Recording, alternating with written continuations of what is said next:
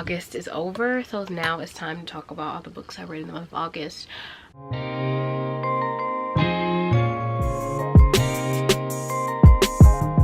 Hello babes, welcome back to my channel. My name is Isha. If you're new here, and if you are new here, I hope you stick around to subscribe for more videos from me. Also, all my social media will be linked down below if you want to follow me and be locked in. Let's jump into this video. I think I'm going to start with all of my physical copies of the books that I have, and then we can jump into all my other books. I read like 16 books. Half of them were audiobooks. I'm going to talk about the books that I really like in detail, and the other ones I'm just going to give like a little, what's it called, synopsis? Let me look it up.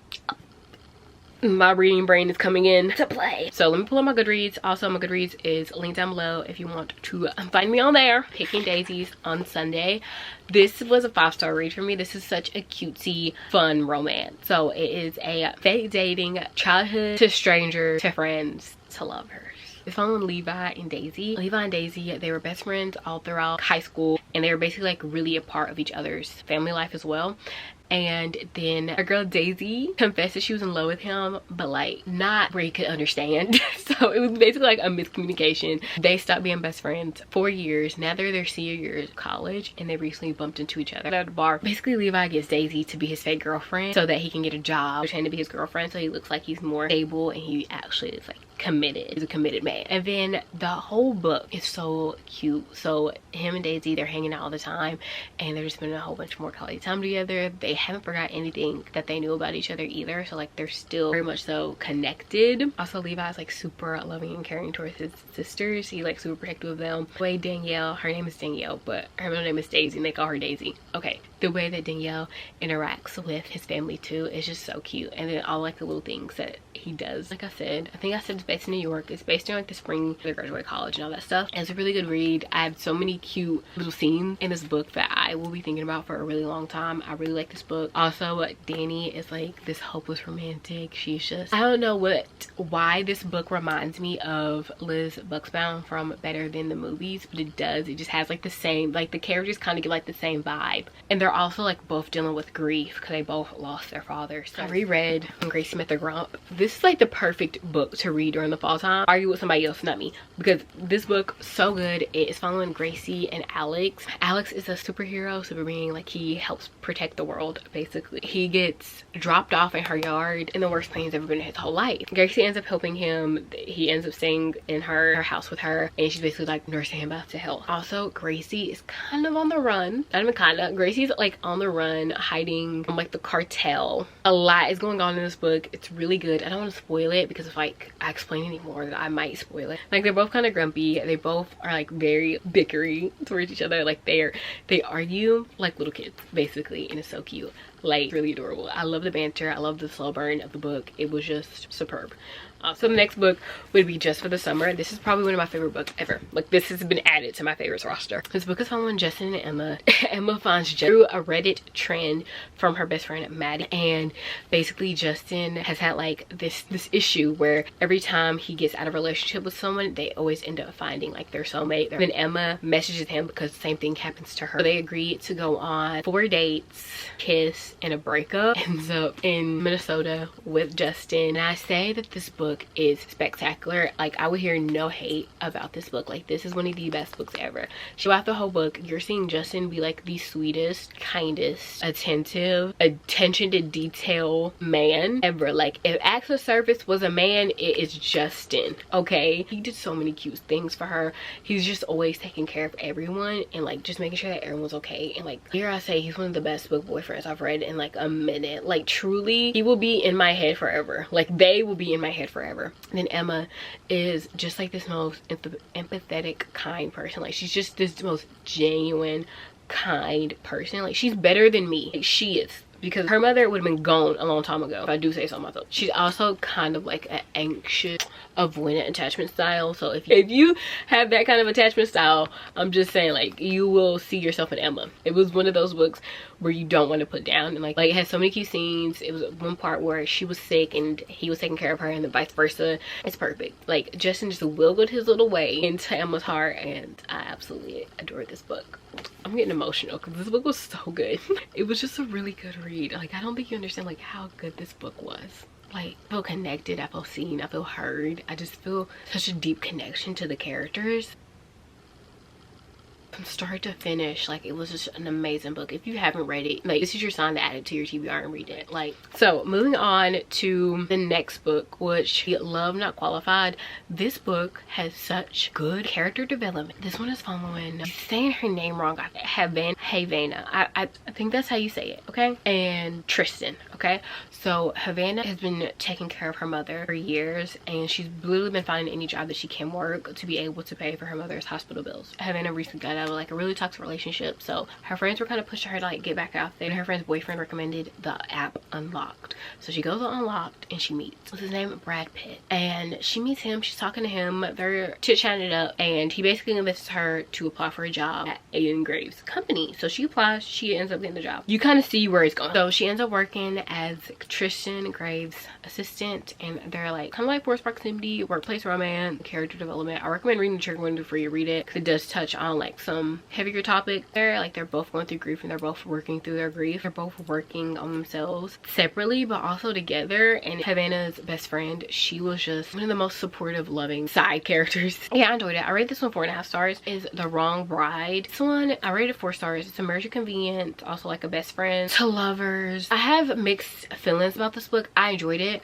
I really cannot remember his name. I'm Raven, and the dude's name, I can't remember his name. Basically, Raven has like had this big crush on him for forever. She's best friends with his sister. It's a marriage of convenience. His grandmother picks out who they're gonna marry. She picked out Raven for him originally, but then somehow, some way, which I hated the way it happened anyway, he ends up engaged to her sister. There's multiple parts in this book that I did not love. He was engaged to her sister for like years, and the wedding kept getting pushed back because her sister kept getting cold feet. So she ends up basically marrying her sister's fiance. Truly, I hate her sister. I did rate it 4.5 stars. I love when books have like a focus of the couple, and like you mainly only see the couple in the book. Something about like a romance book where all you're really seeing the couple together. It has like a lot of cute like romantic scenes and them just like being together. And I think that's why I really enjoyed the book. And then the next one was The Temporary Bride, because I was like in my marriage of convenience era.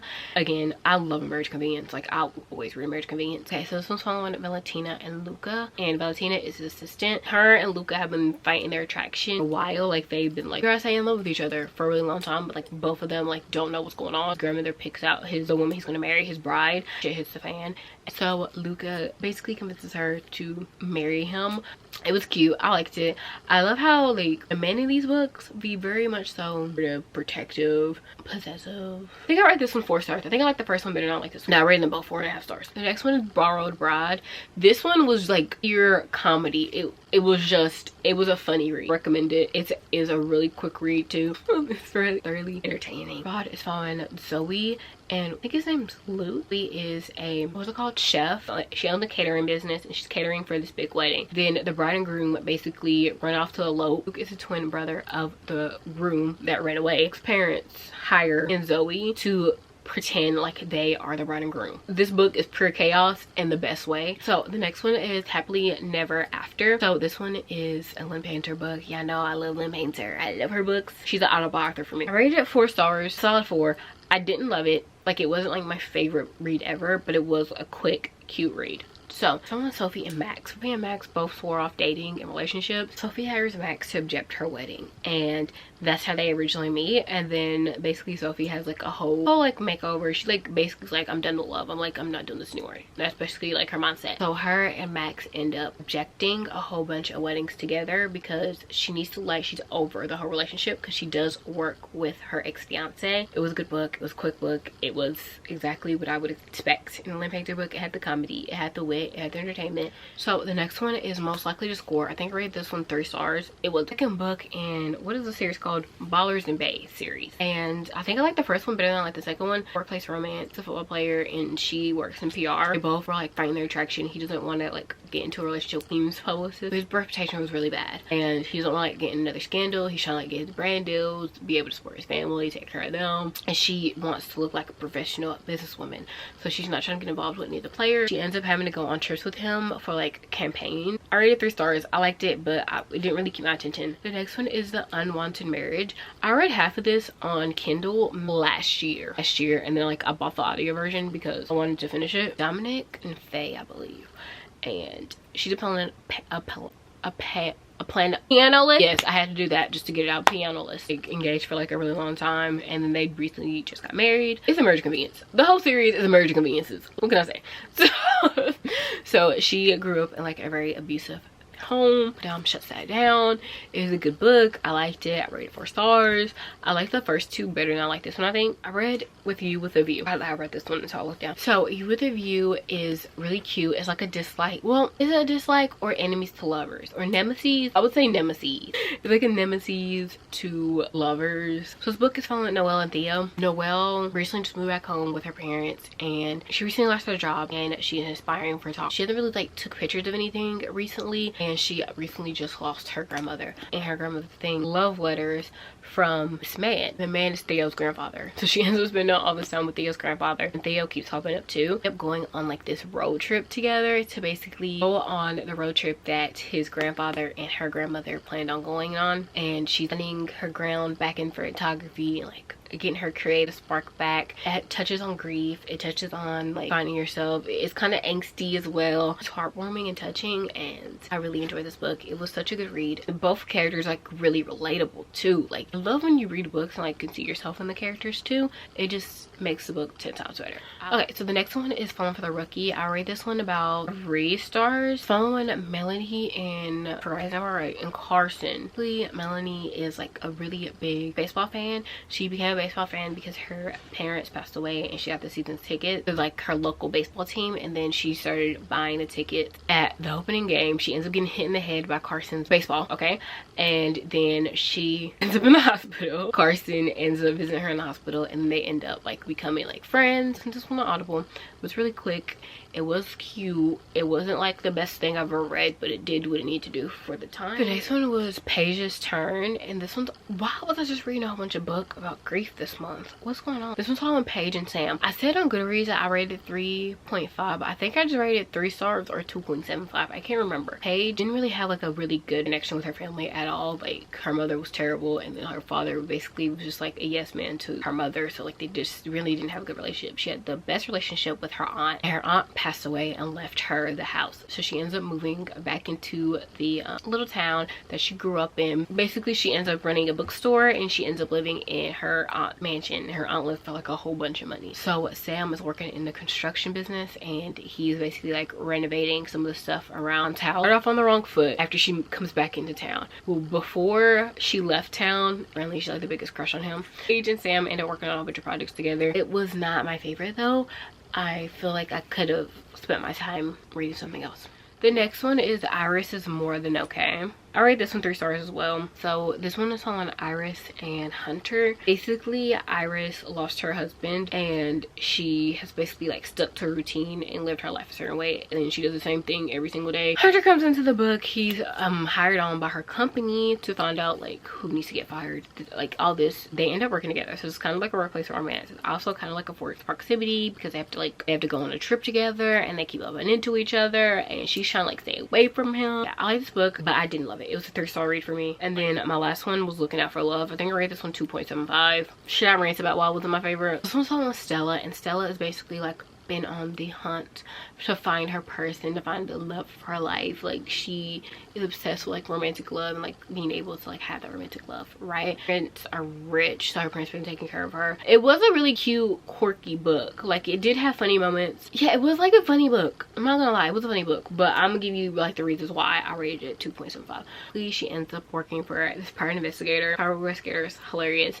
She also ends up finding this man that she thinks is like the love of her life. She ends up like seeing him, but only like really late at night, and only sometimes. She's like, oh, this is the love of my life, he's perfect, blah blah blah. The book starts off with her leaving a one-night stand. The guy that she had the one-night stand with, I felt like I was gonna see more of him, and he was gonna be a main role in the book. He did play a key role in the book, but he wasn't like her love interest in the book. The love interest in the book was the guy that wasn't good for her. I'm reading the whole book, and I'm like, okay, I cannot wait for them to break up. But they didn't end up breaking up until the end, and I'm just like, I barely got any action with Sam. I wanted to be the love interest. We saw him and her interacting, saw the connection between them, but you barely saw it. Like it was only like maybe a page here, a page there. But I felt like loser that she was dating played a more of a key role than Golden Boy that I wanted to be. You know what I mean?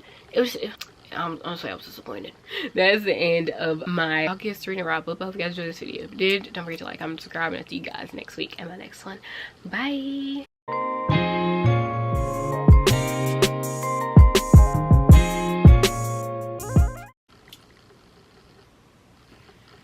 All right, goodbye.